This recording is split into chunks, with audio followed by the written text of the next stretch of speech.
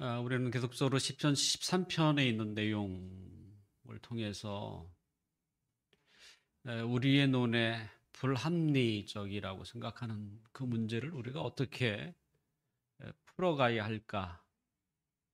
이 아삽의 고백을 통해서 우리가 함께 살펴보고 있습니다. 아삽은 예배 드리는 인도자였고 또 현자, 지혜자이지만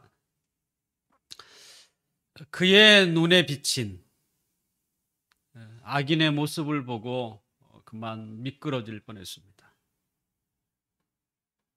평소 그가 굳게 잡고 있던 그 신념이 진리죠, 진리가 악인에게는 통하지 않는 것처럼 그렇게 느껴졌습니다.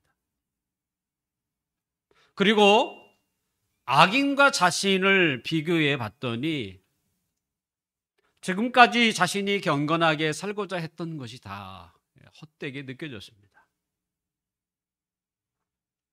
이 정도 되면 위기입니다. 인생의 위기죠.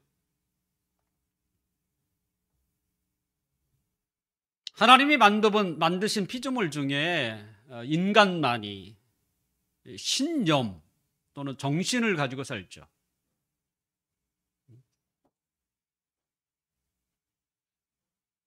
우리가 이제 하나님의 형상대로 입었기 때문에 하나님이 우리에게 주신 선물인 거죠.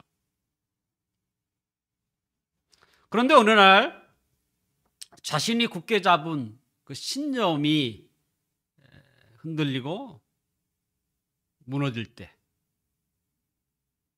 우리는 깊은 수렁에 빠지게 됩니다.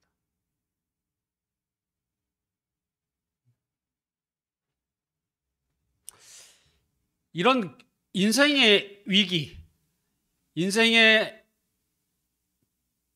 그 수렁에 빠지게 되면 대부분의 사람들은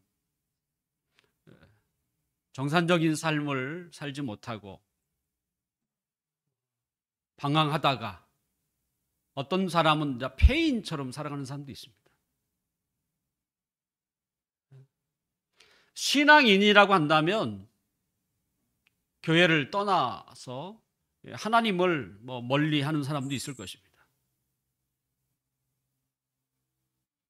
그러니까 우리가 무엇인가를 믿고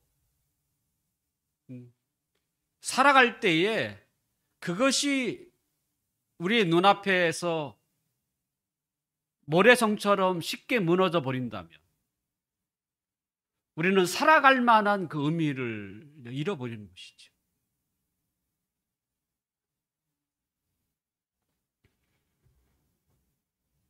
아삽은 수렁에 빠졌습니다.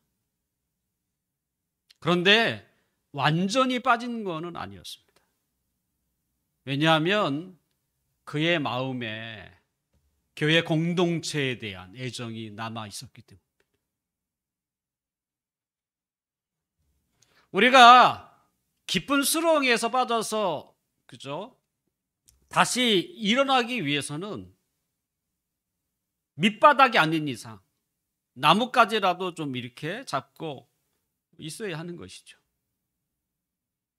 그것이 교회일 수도 있고 또 어떤 사람에게는 가족일 수도 있습니다. 내가 이렇게 살면 안 되지. 내 가족을 위해서라도 다시 일어나야지.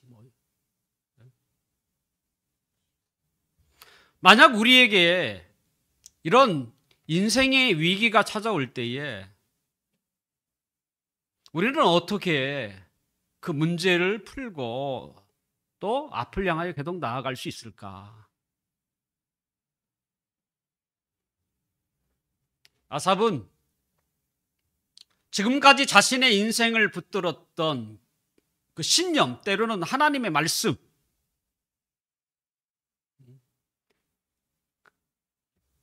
그 말씀대로 지금 살았지만 자신의 눈앞에 본 현실은 그 말씀과 정반대인 것처럼 보였고 그것 때문에 지금 아삽은 깊은 생각에 빠졌습니다. 오늘 보면 16절을 함께 읽어볼까요?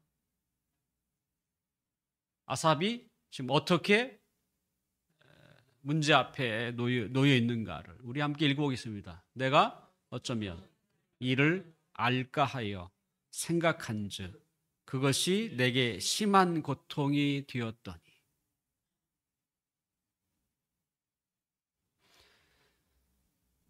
도대체 내 앞에 무슨 일이 벌어진 것인가? 경건하게 살려고 하는 자는 재난이 따르고 악을 행하는 사람에게는 축복을 받고 있으니 세상을 주관하시는 하나님이 과연 보고 계시는가? 이 사실을 알고 있는가? 만약 하나님이 보고 있다면 왜 하나님은 가만히 있는 것일까? 도대체 그 이유가 무엇인가? 이런 질문이잖아요. 아삽은 생각하고 또 생각하겠습니다.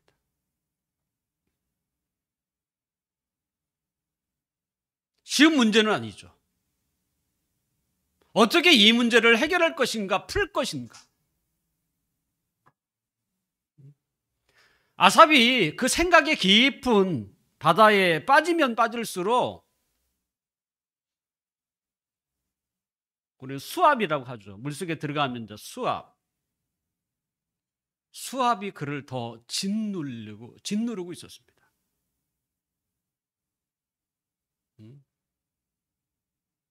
그래서 내가 어쩌면 이를 알까 하여 생각한즉 그것이 내게 심한 고통, 압박이 되었다. 도대체 이 문제 어떻게 해결해야 되는가 끊임없이 고민하면 할수록 그에게는 더 심한 압박이 되었다. 고통이 되었다. 얘기합니다. 이 정도 되면요, 이미 일상은 정상적이지 않습니다. 눈을 뜨고 있지만 그의 초점은 없습니다. 길을 가지만 어디를 가야 할지도 모릅니다. 온통 그 생각밖에 없어요. 지나가는 사람이 본다면 세상의 모든 짐을 저 사람 혼자 짊어지는 것처럼 아마 그렇게 생각할 정도입니다. 파도에 이리저리 끌려 방황할 뿐 도대체 어디에 정박해야 할지 모르는 배처럼 보이는 것이죠.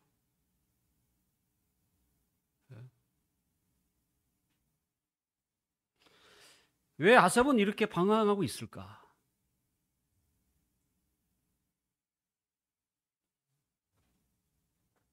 그 이유가 뭘까요?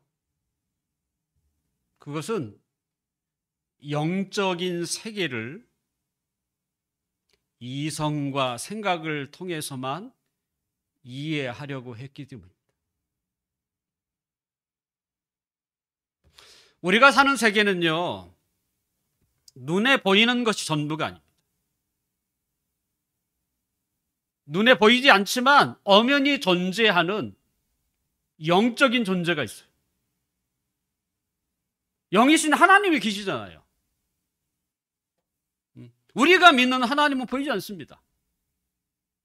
그런 물체가 아니세요. 뿐만 아니라 보이지 않는 천사들도 존재하고요. 그 천사들 중에 타락한 천사, 마귀와 또 귀신들도 존재하는 것입니다. 그러니까 영적인 세계예요. 눈앞에 보이는 것이 다가 아닌 거죠. 보이지 않는 영적 존재도 우리가 예배드리는 이 예배당 안에도 있어요, 사실은.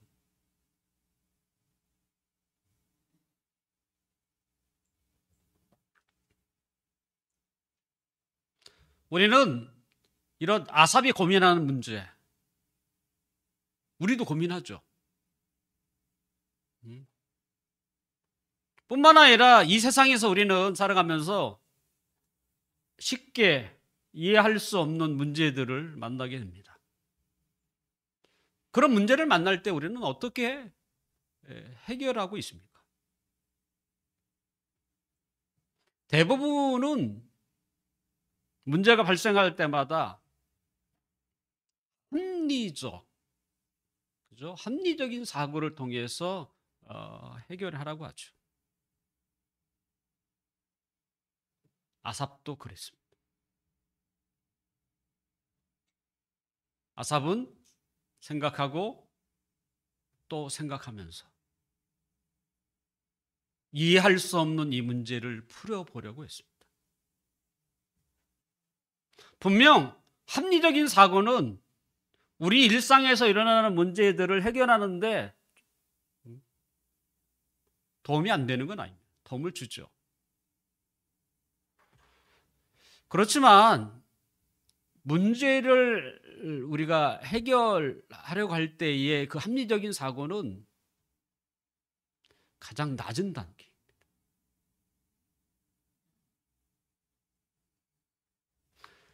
합리적인 사고의 가장 높은 단계는 뭐냐면 영적인 사고입니다. 눈앞에 있는 세계가 다가 아니고 눈앞에 보이지 않는 영적인 세계에 있구나. 영적인 사고. 자, 합리적인 사고가 뭐겠습니까?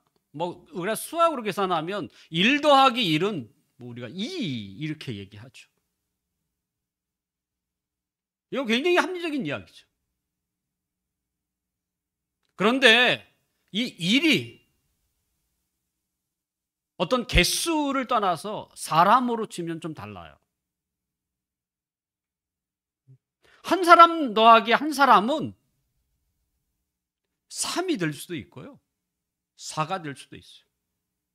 어떤 경우에는 10이 될 수도 있습니다. 이것을 뭐라고 합니까? 시너지 효과라고 해요. 한 사람이면 한 사람밖에 없지만 한 사람 더하기 한 사람은 2가 꼭 돼야 한다는 보장이 없어요.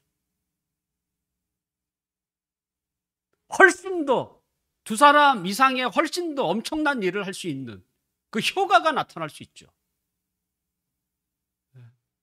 합리적인 사고를 뛰어넘는 거죠. 우리가 알 수 없는, 눈에 보이지 않는 시너지 효과죠.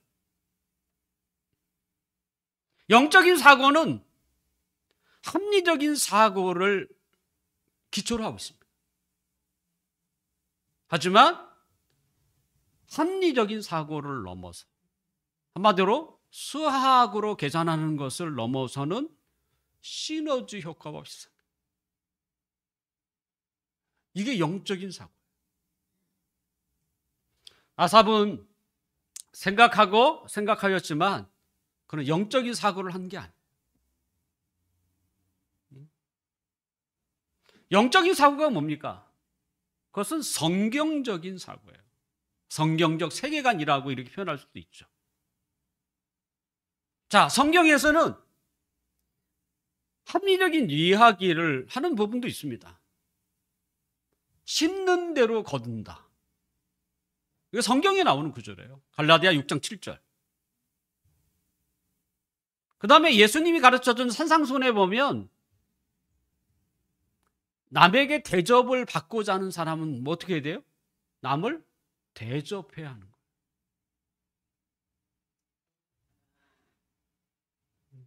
이게 뭐예요? 합리적인 사고예요. 이걸 황금률이라고 합니다. 황금률은 가장 높은 이렇게 기준을 말하는 게 아니라 가장 기초를 황금률이라고 해요.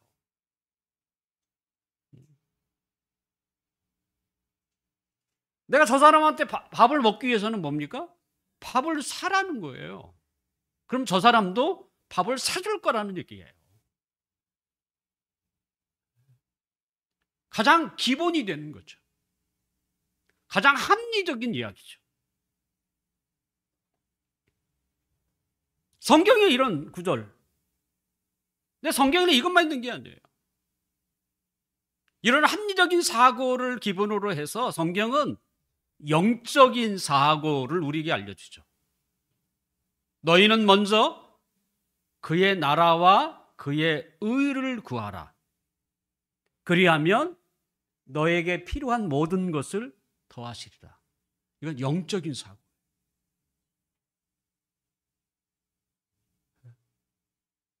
아무것도 염려하지 말고 모든 일에 기도와 간구로 감사함으로 하나님께 아뢰라.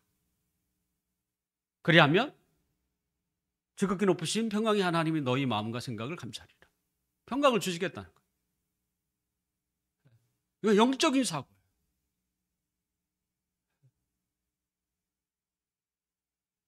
뿐만 아니라 누가복음 6장 38절에 보면 주라. 그리하면 너희에게 줄 것이니 곧 후히 되어 누르고 흔들어 넘치도록 하여 안겨주리라. 이것도 영적인 사고예요.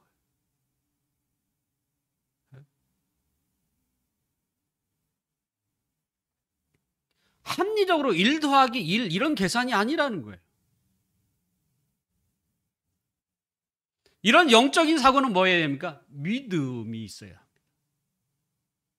그러니까 믿음을 필요로 하는 거죠. 그러나 영적인 세계는 믿음이 근간이 돼요. 믿음이 없이는 이 영적인 사고대로 순종할 수가 없어요.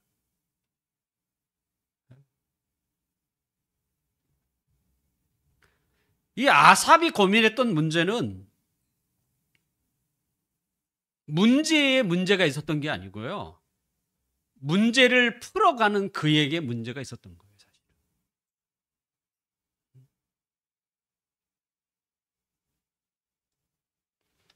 우리는 문제를 어떻게 해결하십니까? 신자는요, 모든 것이 영적으로 풀어가요. 왜냐하면 우리는 영이신 하나님과 직접 관련되어 있기 때문에. 그래서 우리의 숙제와 우리의 문제는 다 하나님 안에서 풀어가야 하는 거예요. 영적인 사고가 필요한 것이죠. 우리의 생활에서 하나님이 관여하지 않는 것은 하나도 없습니다. 다 하나님이 관련되어 있어요. 그래서 이해할 수 없는 상황을 우리가 만나게 된다면 우리는 어떻게? 하나님의 인도를 구하고 하나님께 그 질문을 묻고 하나님 안에서 그 해답을 찾아야 한다는 거예요. 이것이 신자의 삶이에요. 세상은 하나님과 무관한 사람들이죠. 그들에게는 오직 뭐예요? 합리적인 사고밖에 없는 거죠. 하지만 하나님의 자녀인 우리는 하나님 안에서 문제를 해결해야 합니다. 그럴 때 비로소 우리에게 해답이 보이고 비로소 그럴 때에 우리는 우리의 무너졌던 것들이 다시 세워지게 될 것입니다. 자, 우리가 문제를 발생했을 때에 우리는 반드시 어떻게 접근해야 한다? 영적인 사고로 접근해야 한다. 그러면 어떻게 하면 우리가 영적인 사고를 할 수 있을까? 그것이 오늘 본문 17절입니다. 17절 함께 읽어볼까요? 시작. 하나님의 성소에 들어갈 때에야 그들의 종말을 내가 깨달았나이다. 아삽은 지혜자입니다. 그런 지혜자답게 문제가 발생했을 때에 생각하고 또 생각했습니다. 하지만 그가 깊은 생각에 영역으로 들어갈 때에 그 단계에 들어갈 때 그에게 찾아오는 것은 해답이 아니었고요. 도리어 더 심한 고통이 찾아왔다라고 얘기합니다. 그러면 그걸로 해결 방법이 아닌 거예요. 길을 잘못 선택한 것이죠.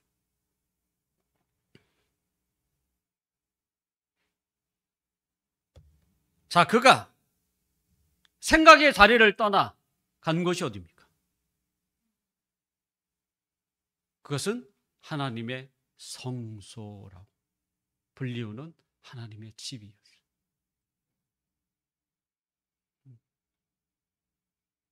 그렇게 뛰어난 지혜자도 풀지 못했던, 하지만 그가 찾은 곳이 어디였냐면 하나님의 집. 하나님의 집을 찾은 아삽은 비로소 이곳에서 문제의 해답을 찾았습니다.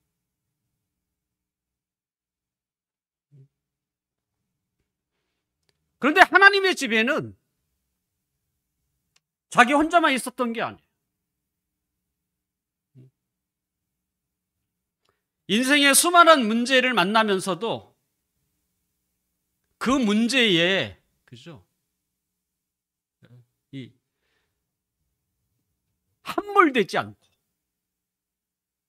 여전히 하나님의 집을 찾는 자들이 거기 있었어요. 사실 여기에 모인 우리들은 끊임없이 하나님을 찾는 사람들이죠. 그래서 세상에 문제가 없어서 여기 온 사람들이 아니야. 끊임없이 만나는 문제들을 겪으면서도 어떻게 해요? 하나님을 찾는 사람들.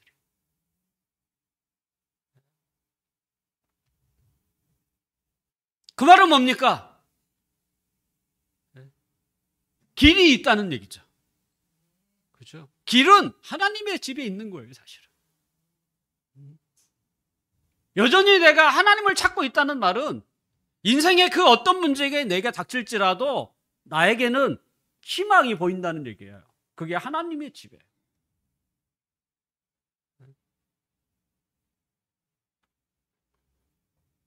만약 인생에 어려운 문제가 만날 때에 그것을 해결하려고 세상으로 나아가는 것은 도저히 풀 수 없는 미로와 같은 곳으로 가는 것과 똑같습니다. 세상은 우리가 고민하는, 우리가 갈등하는 문제를 해결하는 곳이 아니에요. 지금까지 세상이 어떻게 해왔습니까? 세상과 그리고 세상 주관자인 마귀는 문제를 만난 사람들을 어떻게 그들을 치유했는지 아십니까? 그것은 잠깐 잊게 하는 방법이었어요.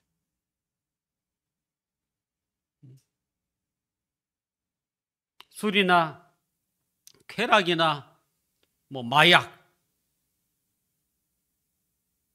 이것은 문제를 해결하는 방법이 아니에요. 잠시 잊게 하는 방법. 술을 깨고 나서 보니까 여전히 문제가 있는, 해결되지 않는 것과 같아요. 지금까지 세상은 그런 식으로 그 문제를 풀어냈던 것이죠. 그러니까 푼 게 아니죠, 사실은. 아삽은 심한 고통을 안고 하나님의 집에 들어갔습니다. 그리고 그곳에서 자신의 생각으로 풀 수 없었던 문제를 풀었습니다. 아삽이 그토록 심각하게 여겼던 문제, 어떻게 풀었을까요? 오늘 본문에는 그 키포인트가 두 가지가 소개되어 있습니다. 하나는 깨닫는 것입니다. 하나님의 성소에 들어갈 때에야 내가 understand, 깨달았다는.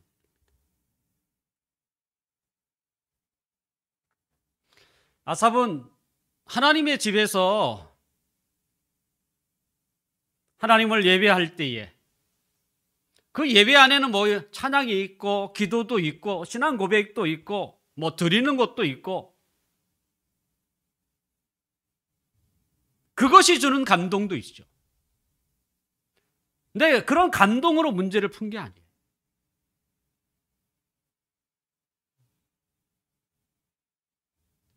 깨달았다는 얘기입니다. 성경은 하나님이 사람을 어떻게 다루시는 것을 우리에게 많이 보여줍니다. 성경의 많은 인물 중에 하나님이 그들을 다루세요. 제일 처음부터 그들이 하나님을 아는 게 아니고요. 하나님이 제일 처음부터 그들을 쓰신 게 아니에요. 하나님이 그들을 부르고, 그리고 하나님을 쓰시려고 그들을 다루세요. 근데 하나님의 다루는 방법은 여러 가지가 있지 않아요. 그 중에 하나가 뭡니까? 깨닫게 하는 것입니다. 믿음의 조상 아브라함, 무턱대고 믿는 사람이야. 그로 하여금 깨닫게 하시죠. 그리고 마지막 믿음의 조상으로 그를 세워가시죠. 그가 믿음의 조상이 되기까지 수십 년이 흘렀어요. 하나님은 그로 하여금 깨닫는 자리에까지 그를 기다리셨고요. 끊임없이 그를 가르쳤어요. 성경의 다른 인물도 똑같습니다.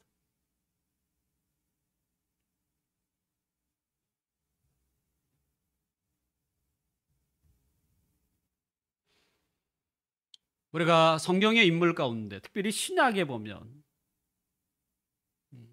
사도 바울이라는 위대한 인물을 우리가 만나게 됩니다. 사실 사도 바울은요, 예수님과 동시대의 사람입니다. 그런 예수님에 대해서 분명 들었을 것입니다. 모를 리 없죠. 많은 사람들이 예수님을 따른다는 것도 그는 알고 있었고, 그리고 아마 십자가에 달리실 때에 사도 바울은 당회원으로서 이 가표를, 그죠, 찬성을 했던 사람일 것입니다.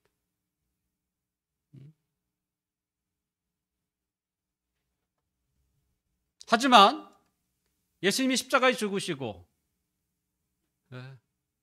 그의 제자들이 예수님이 부활했다는, 다시 살아났다는 이 허무맹랑한 이야기를 하면서 많은 사람을 유혹하는 것을 보고 그는 참을 수 없었던 거예요. 어떻게 사람이 죽어서 더군다나 며칠 지났는데 어떻게 다시 살아날 수 있는가? 이 허무맹랑한 이런 얘기가 어디 있는가? 합리적인 사고죠. 그는 도저히 참을 수 없었고요. 그래서 그는 그 다음부터 예수님 믿는 사람들을 핍박하는 일에 앞장섰고, 그들이 있는 곳이라면 어디든지 갔습니다. 그런 그가 어떻게 예수님을 전하는 자가 되고 또 예수님을 위하여 자신의 목숨을 바치기까지 하였을까? 사도 바울이 변한 것은요, 담에색에서 부활하신 예수님을 보고 그를 따르는 제자들의 말이 사실이라는 것을 깨닫게 된 것입니다.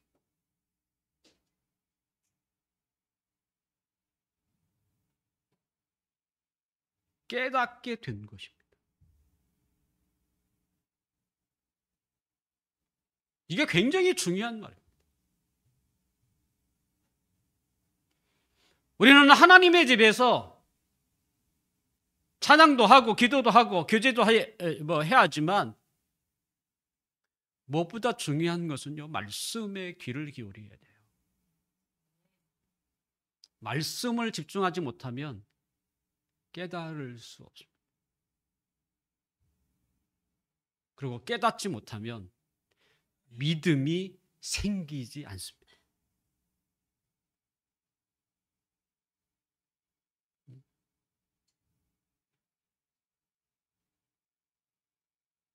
저는 제 앞에서 보니까 여러분 다 보이잖아요. 어떤 사람에게 믿음이 생길 만한 사람인지 그렇지 않을 만한 사람인지 저는 대충 짐작이 가요. 왜? 말씀을 듣는 태도 때문에.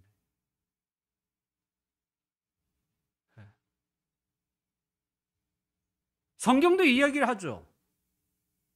믿음은 하나님의 말씀을 들음에서 생긴다고. 듣는다는 말이 뭡니까? 무조건 귀에 듣는다고 다 이게 믿어지나요? 그렇진 않아요. 듣는 과정을 통해서 내 마음 가운데 그것이 그죠? 이것이다라고 깨달아질 때 그것이 믿음이 되는 거예요.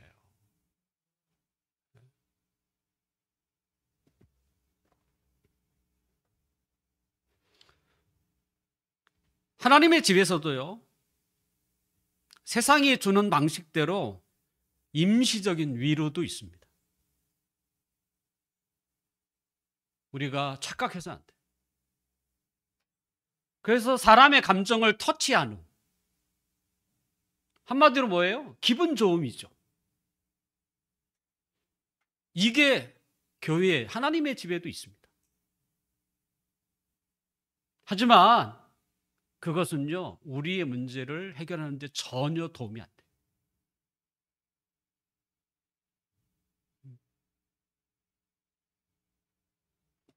찬양을 통해서, 때로는 기도를 통해서 감정이 북받쳐서 그럴 수 있지만 그것 자체가 세상에서 만난 우리의 문제를 해결하지는 않습니다. 단지 우리가 은혜 받음, 기분 좋음, 이런 것이죠, 사실은.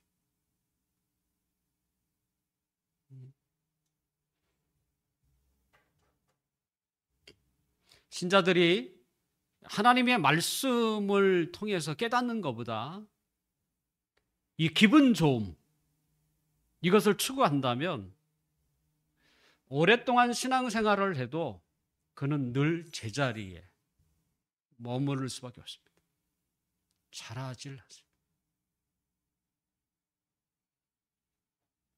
믿음이 생겨야 자라죠. 믿음이 안 자라는데.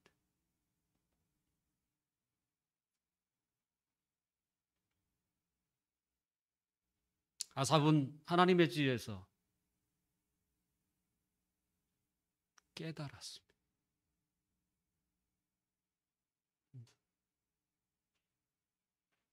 이것이구나. 그랬을 때 그의 고민했던 것, 그가 끊임없이 생각을 통해서 얻지 못했던 그 해답을 찾았다는 것.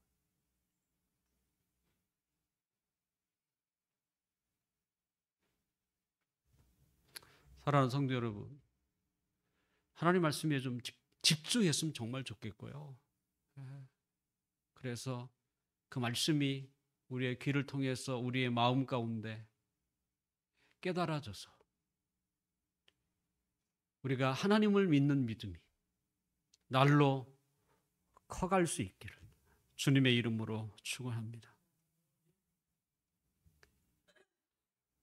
아삽이 그 문제를 해결했던 두 번째 포인트가 있습니다. 그것은 종말이라는 단어인데요. 종말이라는 이 전체를 보는 것이었어요. 자, 17절에 뭐라고 되어 있어요? 하나님의 성소에 들어갈 때야 그들의 뭐예요? 종말을 내가 깨달았다, 이렇게 되어 있어요. 우리가 인생이라고 할 때는 이 세상에 태어나서 죽을 때까지를 말하는 것입니다. 인생의 어떤 한 면을 보고 우리의 인생을 평가할 수는 없어요. 해서도 안 되죠, 사실은. 남들보다 공부를 좀 잘해서 서울에 있는 대학에 가든지 아니면 서울대학교 들어가거나 또는 현재 많은 사람이 부러워하는 기업체에 입사했다고 해서 그것이 그의 인생일까요? 아니라는 거예요. 예. 서울대 나온 백수도 많대요. 안 놀래네. 예. 자존심 상해서요. 낮은 데는 가지도 않는다. 옛날 그 양반. 예.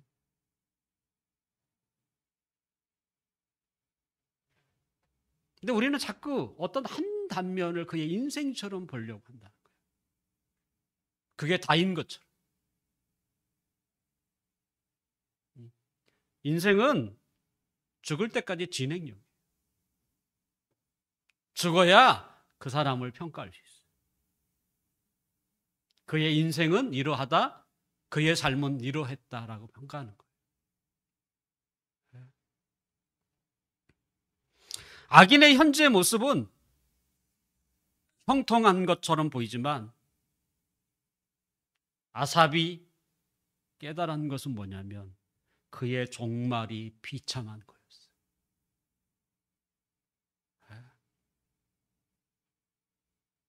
끝까지 봐야죠. 더군다나 우리를 바라보시는 하나님의 시선도요, 한 단면이 아니에요. 지나간 어느 과거의 어떤 한 때를 하나님이 보시는 게 아니에요. 하나님은 전체를 보세요.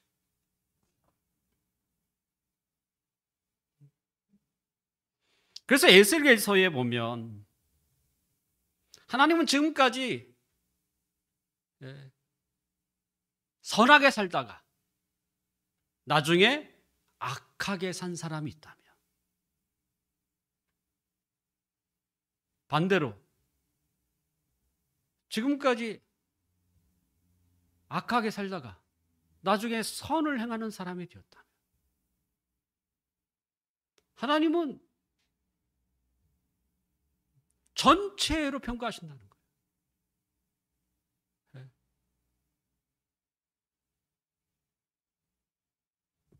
그래서 하나님의 눈에는 지금까지 그 사람이 어떤 악을 범했을지라도 이제부터 그가 그의 생애를 마감할 때까지 선하게 살았다면 하나님 그를 선한 선인이라고 불러준다는 거예요.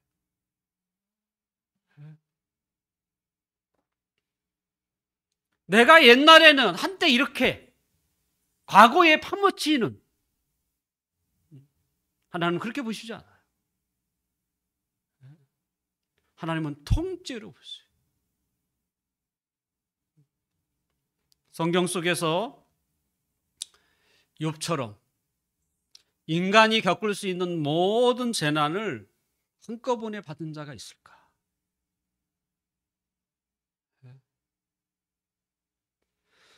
그 중에 하나라도, 그러니까 욥이 받은 그 중에 하나라도 우리에게 닥친다면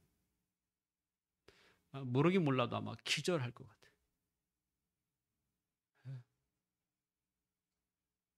그는 갑부였잖아요. 근데 하루아침에 그의 모든 자산이 다 날아갔어요. 이것만이 아니잖아요. 하루아침에 그의 자녀 10명이 다 죽었어요.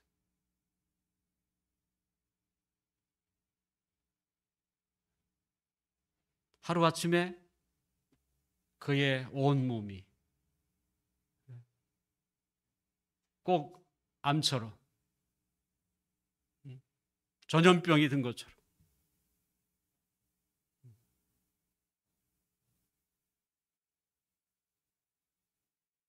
도대체 그저 인간이 감당하기 어려운 그런 재난을 그는 하루아침에 그 모든 것이 한순간에 이루어졌어요.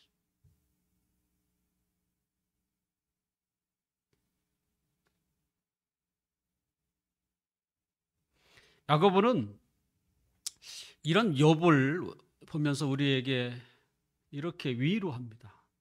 어떻게 위로가 될까? 야고보서 5장 11절은 이렇게 되어 있습니다. 너희가 욥의 인내를 들었고 주께서 주신 결말을 보았거니와. 결말이에요. 주는 가장 자비로우시고 긍휼히 여기시는 이시다. 결말.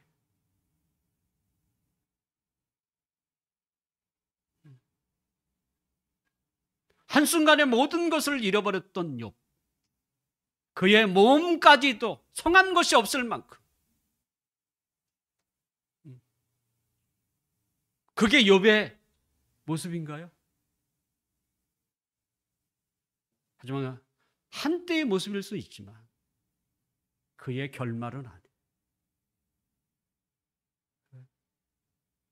하나님이 그에게 복의 복을 주셨다고.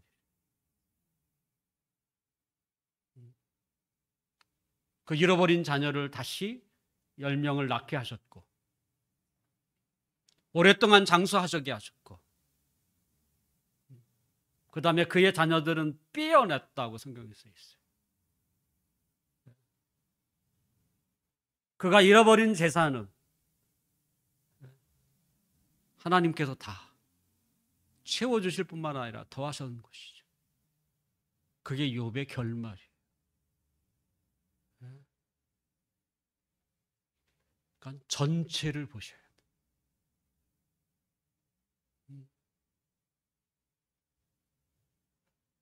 아삽은 오랫동안 고민했던 문제를 하나님의 집에 갔을 때 비로소 풀 수 있었습니다. 자신이 너무 한 면만 봤다는 것이었고요. 전체를 보지 못했다는 것이고 뿐만 아니라 그는 하나님이 주시는 이 말씀을 깨달지 못했어요. 하지만 하나님의 집에 가서야 비로소 깨닫게 되었습니다. 이제 말씀을 좀 마치려고 합니다. 우리가 세상에서 만나는 문제는 우리의 생각으로 풀 수 있는 것이 아닙니다. 우리의 문제는 영적인 문제이고요. 오직 하나님 안에서 풀 수 있는 문제입니다. 그러려면 하나님의 집으로 들어오셔야 돼요. 그리고 말씀의 귀를 기울이셔야 하고 그 말씀 안에서 우리의 문제가 해결돼야 합니다. 더군다나 하나님은 우리의 인생을 전체, 통째로 보시는 분이세요. 우리도 그런 시각이 필요하죠. 현재 내 모습은 이러할지라도 하나님이 계시는 한 내 인생의 후반기, 내 인생의 노후는 하나님이 복을 주실 거야. 늘 언제나 우리는 하나님 때문에 희망을 보는 거죠. 현재 때문에 스스로 고민하고 거기에 절망할 필요는 없습니다. 우리가 살아야 할 날은 우리 어르신들도 계시지만 아직도 남아있다는 것이죠. 언제든지 전화 위복이 될 수 있는 그런 가능성이 하나님 안에서 우리에게 열려있다. 이걸 우리가 믿어야 합니다. 그래서 우리가 스스로 부정적인 그 언어를 없애야 하는 이유도 그 중에 하나예요. 하나님 안에서 어떻게 부정이 있을 수 있습니까? 그는 시작이시요 마지막이세요. 알파와 오메가 되세요. 우리의 끝까지 온전히 주장하시는 분이시죠. 그러므로 우리는 언제나 하나님 안에서 자신의 문제를 풀고 또 하나님 안에서 자신의 삶을 바라볼 수 있는 이 믿음을 가지시기를 주님의 이름으로 축원합니다.